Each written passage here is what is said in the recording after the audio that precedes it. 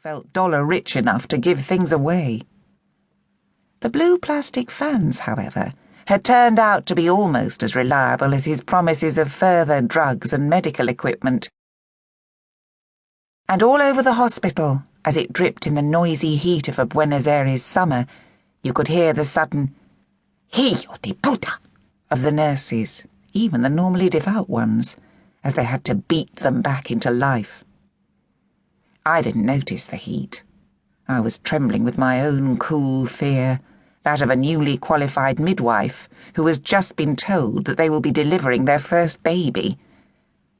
Beatrice, the senior midwife who had overseen my training, announced this with a deceptively casual air and a hard slap on my shoulders with her plump dark hand, as she went off to see whether she could steal any food from the geriatric ward to feed one of her new mothers. "They're in 2, she said, gesturing to the delivery room. "Multigravida, 3 children already, but this one doesn't want to come out. Can't say I blame it, can you?" She laughed humorlessly and shoved me towards the door. "I'll be back in a few minutes." Then, as she saw me hovering by the door, hearing the muffled wails of pain inside, "Go on, Turco. There's only one end it can come out, you know." I walked into the delivery room with the sound of the other midwives' laughter still in my ears. I had planned to introduce myself with some authority, to reassure myself of it as much as my patients. But the woman was kneeling on the floor, pushing at her husband's face with a white-knuckled hand and mooing like a cow, so I thought a handshake inappropriate. "She needs some drugs, please, doctor," said the father, as best he could through the palm against his chin. His voice, I realised, held the deference with which I addressed my hospital superiors. "Oh, sweet Jesus! Why so long? Why so long?" She was crying to herself, rocking backwards and forwards on her haunches. Her T-shirt was drenched with sweat, and her hair, scraped back into a ponytail, was wet enough to reveal pale lines of scalp. "Our last 2 came very quickly," he said, stroking her hair. "I don't understand why this one won't come." I took the notes from the end of the bed. She had been in labour almost 18 hours, a long time for a first baby, let alone a 4th. I fought the urge to shout for Beatrice.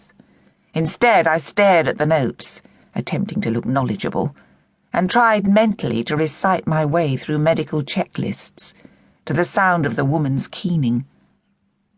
Downstairs in the street, someone was playing loud music in their car. The insistent synthesized beat of cumbia. I thought about closing the windows, but the idea of that dark little room becoming even hotter was unbearable. "Can you help me get her on the bed?" I asked her husband, when I could stare at the notes no longer. He jumped up immediately, glad, I think, that someone was going to do something. When we had hoisted her up, I took her blood pressure, and as she grabbed at my hair, timed her contractions and felt her stomach. Her skin was feverish and slippery. The baby's head was fully engaged. I asked her husband about previous history and found no clues. I looked at the door and wished for Beatrice.